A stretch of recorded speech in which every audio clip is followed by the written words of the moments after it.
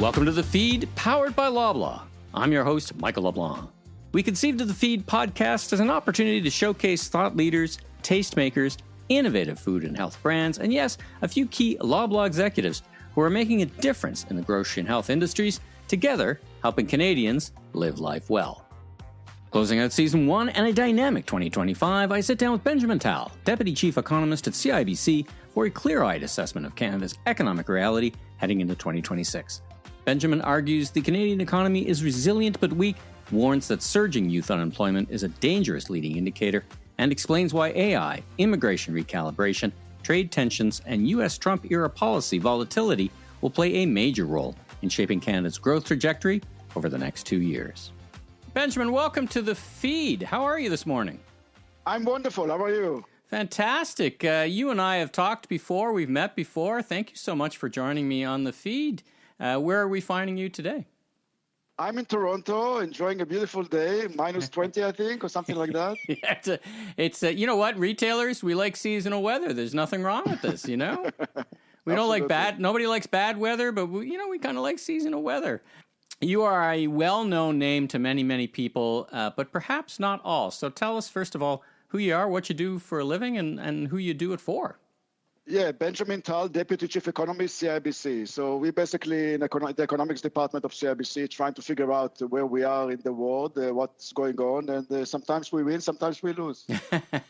like all of us. Now, let's get right to it. You are the last episode for the calendar year 2025, so we'll talk a little bit about the year that was and the year ahead of us. But let's start with how you would characterize the Canadian economy, the state of the Canadian economy today and heading into 26. I've heard many people describe it as the K-shaped economy. I don't know if you buy into that, where some people do really well, some people continue to struggle. But, you know, what do you think about our economy here in Canada and then the prospects for 26? Yes, so clearly I think that there was a bit of a surprise. I think that people expected a recession. We got, I believe, at one point a per capita recession, but the economy is a bit better than expected. I would say it's resilient. Now, resilient does not mean strong. It just means surviving, given the uncertainty regarding what's happening south of the border. So clearly, I think that the economy is doing okay, not great. I think that the labor market is weak. I think that the GDP number that we got in the third quarter was mostly because of the reduction in imports, so I will not take it to the bank. So basically what we are seeing here is an economy that is surviving given what's happening south of the border, the fog of uncertainty. Investment in Canada is basically negative. The real estate market is in a recession, especially in Ontario and BC. The consumer is still doing okay, and exports also.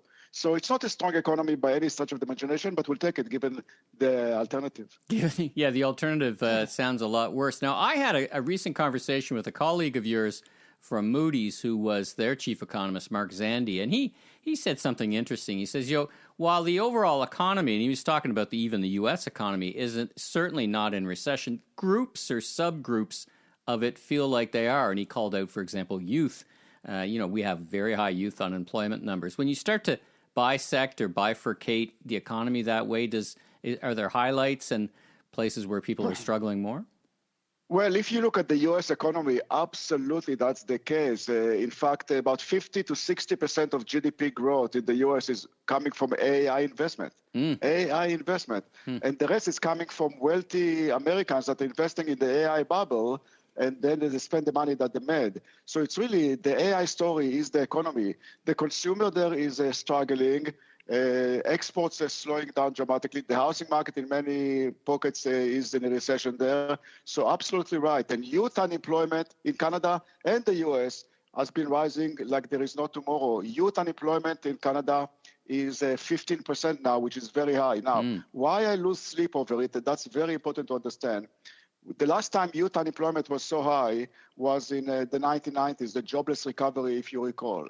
So basically what we did, we looked at the people that in the 90s graduated back then, and they graduated from school, university, college, into the recession.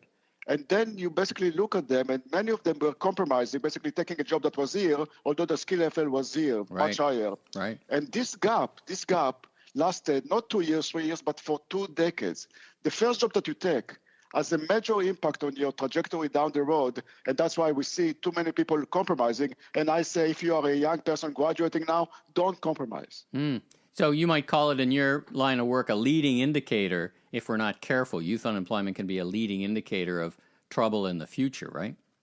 Absolutely, and we have to do something about it. I do believe that the Bank of Canada should cut interest rates. I don't think they will. I think that they are done. They are basically telling us that they are done and they're not going to touch interest rates. In fact, the market is now factoring in a situation in which the Bank of Canada will start raising interest rates in 2026. I don't think it will happen. I think the Bank of Canada will be neutral for 2026 as a whole. Well, when I think about 2025, I think of some tremendous global political and environmental forces. And of course, this is, at the feed, we talk a lot about business and the intersection of business and the grocery business. So I see a lot of forces that have been pressing on, whether they're environmental, trade, political, the cost of food commodities and what we call FMCG, fast-moving consumer goods. Can you spend a minute as how you think about the collective forces that you see out there that are driving up the costs of food and making, some call it an affordability challenge. As a grocer, we import the cost in some ways. 70-80% of the cost comes from what the big vendors give to us. They are under some pressure as well. How do you think about all that? Well, let's discuss the biggest force out there, quite frankly, and that's Trump. That's the elephant in the room. You cannot discuss anything related to the economy and inflation and even food inflation without discussing Trump. And I think that the most important thing is the following. Somebody asked me the other day, what surprised you most about Trump? And I was thinking about it. It's not the chaos. It's not the volatility. It's not the tariffs.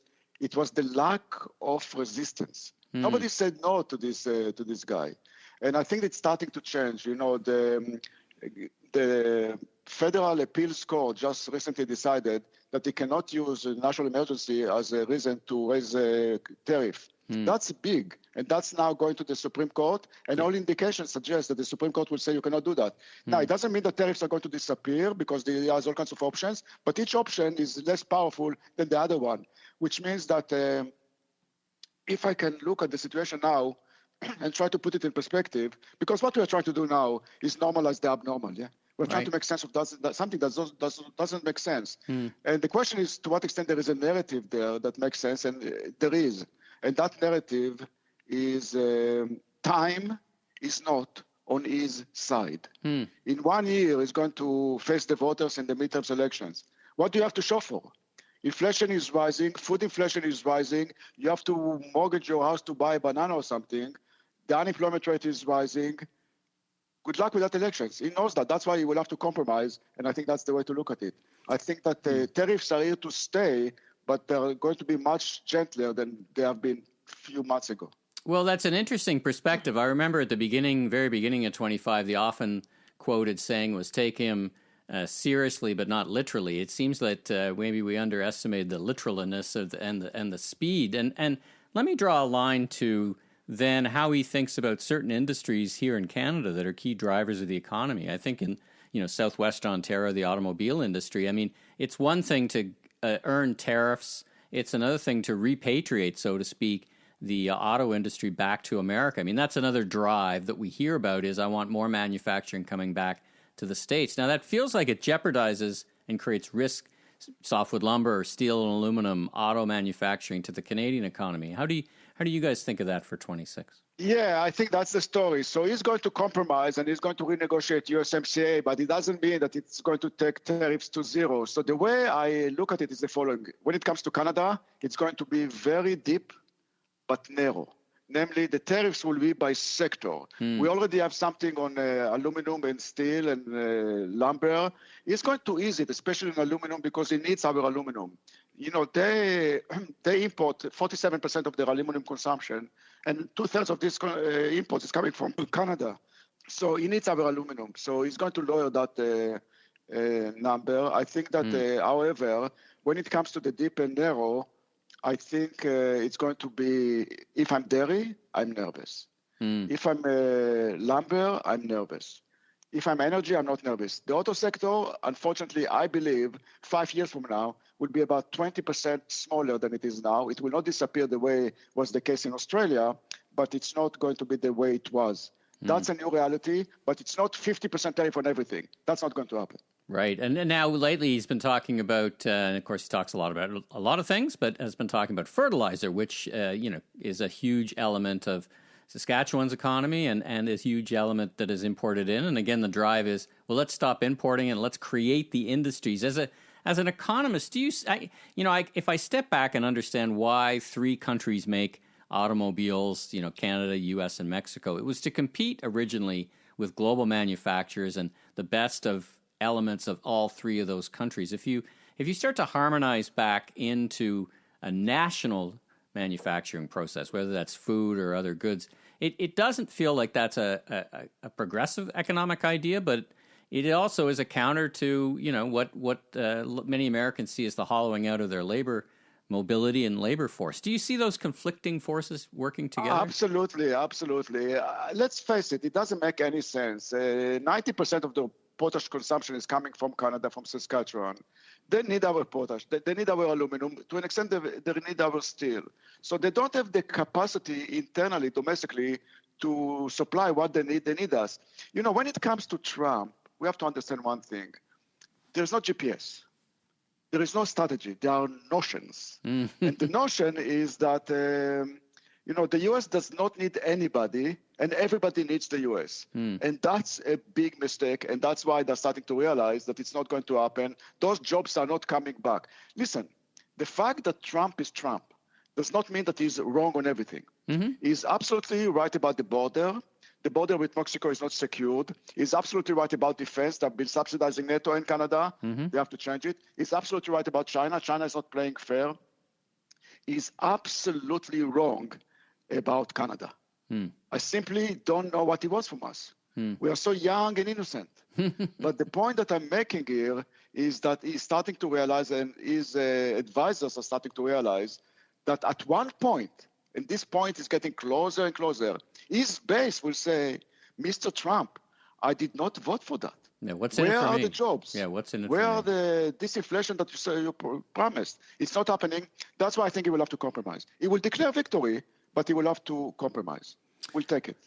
Well, let's shift away from the global or the U.S. Forces that are driving up the things like the cost of food, and let's talk about domestic policy. So let's start with immigration. You and I have talked about this before, about the right number, the calibration of the amounts of people. We've had kind of swings and roundabouts in the immigration numbers. I think they've been downgraded fairly significantly. How do you see Canada's labour market strategy? Are we in the right place right now to attract the right people? And how do you think about growing our nation's productivity and the population in the right way? Yes. Immigration is very complicated. One thing for sure, in 2023, we made a mistake. I'm saying the government made a mistake. We allow 1.5 million people into this country over the course of breakfast. That was way too much. Way too much.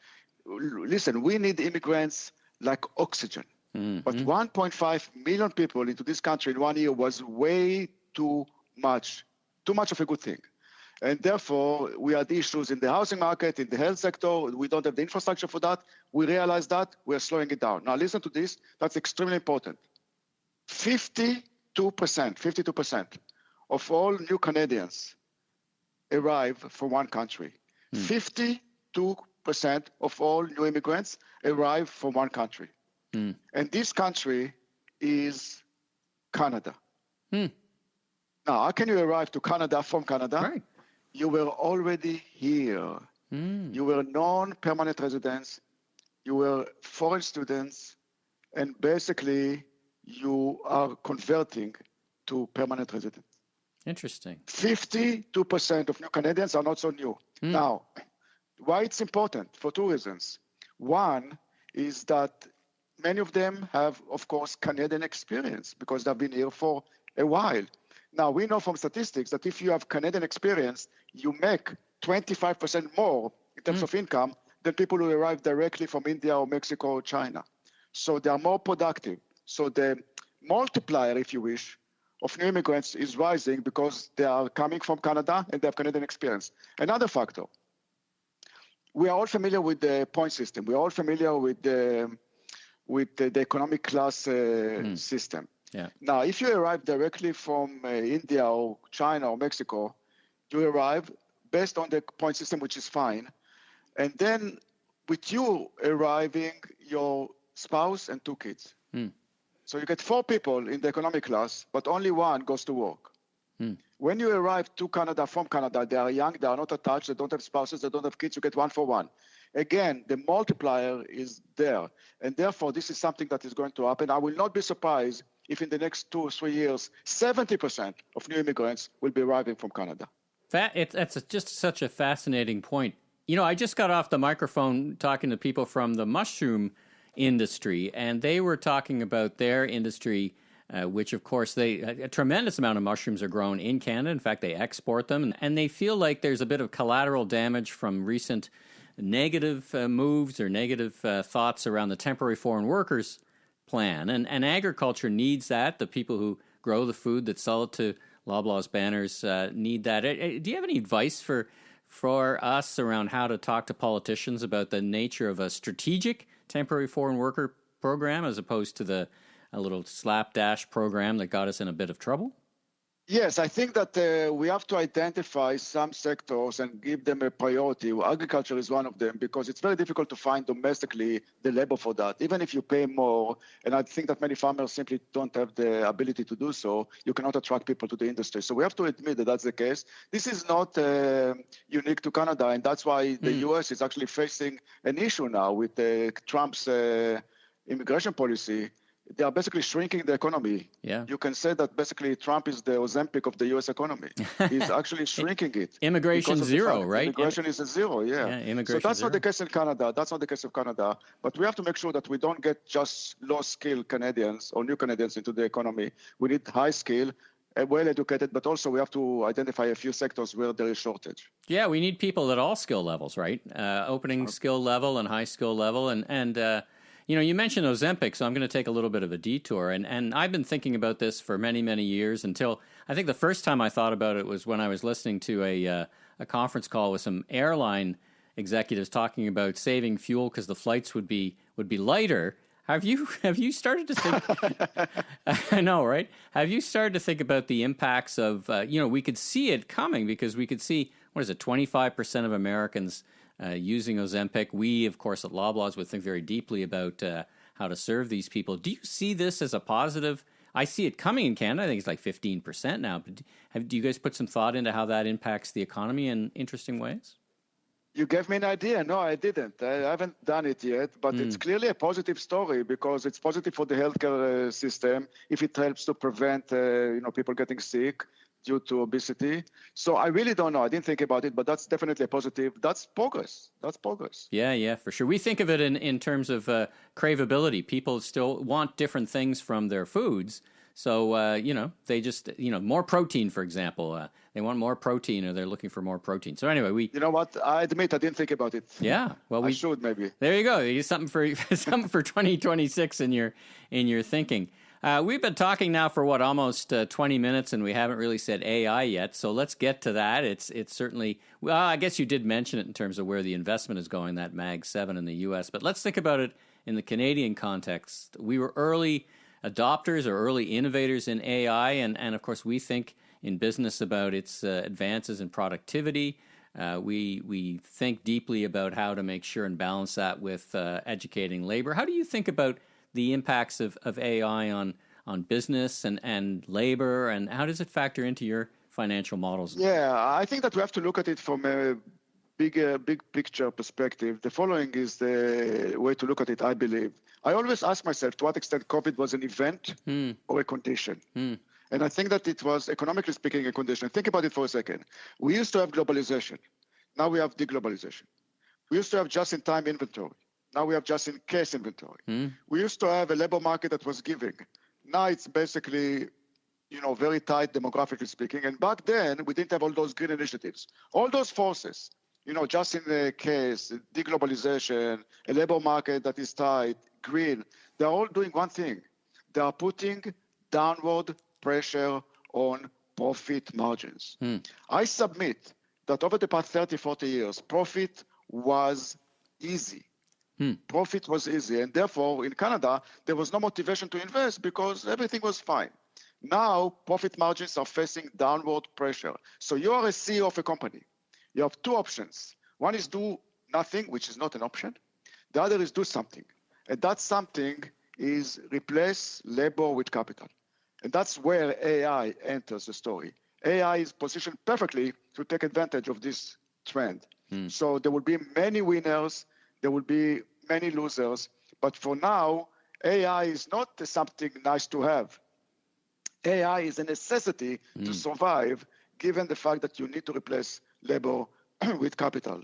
So again, I think that what we need to look at is how we educate young people towards this new environment. I believe that the labor market is changing at the speed of light, and the education system is behaving like nothing happened. We have to wake up. We've got to connect those dots.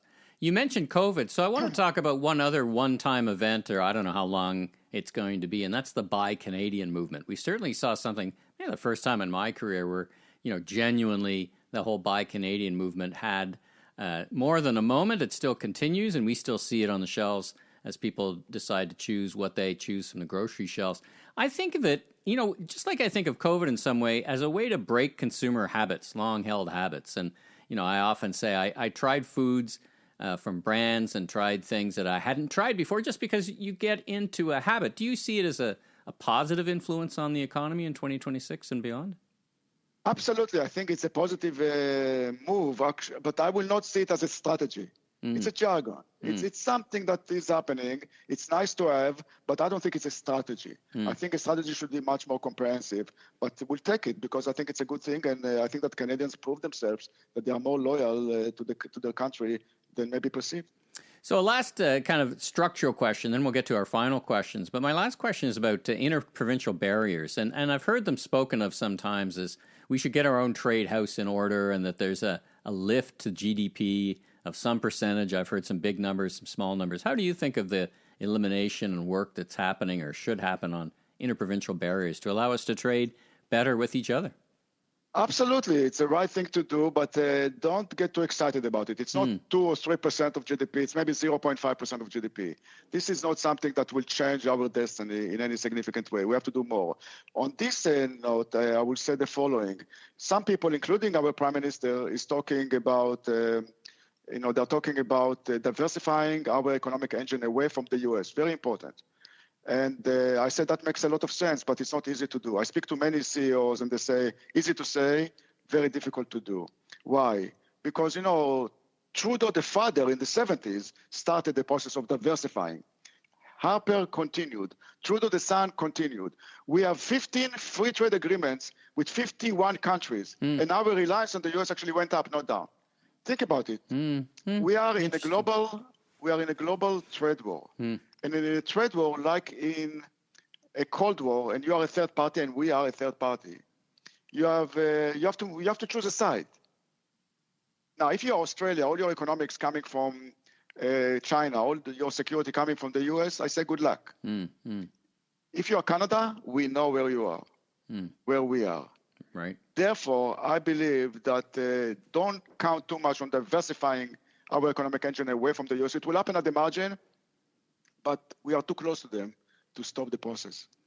Last two questions for you. Give me one or two or three reasons why Canadians should feel optimistic about 2026. The upside of the story that could happen for them and consumers and businesses. What are the good things that can happen in 26? Yeah, I think that three things are going to happen. First of all, interest rates will remain low. They are not going to go down, although they should, but they will not go up in 2026. That will be a good thing. The other is that fiscal policy will lift the economy. Carney is spending a lot of money on infrastructure, which is the right thing to do. That will provide a lift to the economy. And then the fog of uncertainty related to Trump will get clearer and clearer because he has to compromise because time is not on his side. All those forces will make 2026 a transition year between something weak to something much better. I believe that the second half of 26 will be a good half, and 27 will be actually a good year. Excellent. Now, we used to do in business, I'd call them Chicken Little slides, like the sky is falling. Here's what could happen that could trip us up. What comes to mind for you in 26 that could trip us up that we'd have to deal with? First of all, we have China and Taiwan, clearly an issue. Russia, you know the story, so I'm not going to basically talk too much about it. But one thing that worries me and keeps me up at night is that I said, time is not on his side. That's logic. But something might happen and he will try to go all the way, and that can lead to a global recession. I hope that's not the case. I think it's not going to be the case. So, I mean, if I had to gauge your positivity on a scale of 1 to 10, it feels like you're better than 5 for next year. You're in the 7s. Have I got that number right? If I had to pick a number of your level of positivity for I think 26 will be a tale of two halves. The first half will still be very foggy. The second half will be much better, leading to a much better 27. Well, Benjamin, it's been such a treat having you on the feed. I learn something every time we speak, and I really appreciate you making time for us. And thanks for joining me on the feed, and I wish you happy holidays, and I look forward to hearing more from you. Now, if people want to hear more about what you prognosticate and think about, and CIBC thinks about the economy, where should they go? Yeah, just to our website, CIBC.com. Well, thanks again for joining me. My pleasure. Thank you. Thanks for tuning in. If you like this episode, be sure and follow us and give us a 5-star review in your favorite podcast app and tell your friends and colleagues all about us. New episodes of The Feed, powered by Loblaw, will show up regularly on your favorite podcast app and on our YouTube page, where you can watch the full video of each episode at The Feed, powered by Loblaw. I'm Michael LeBlanc, consumer retail growth consultant, keynote speaker, and producer, and host of a series of retail trade podcasts. You can learn even more about me on LinkedIn. Safe travels, everyone.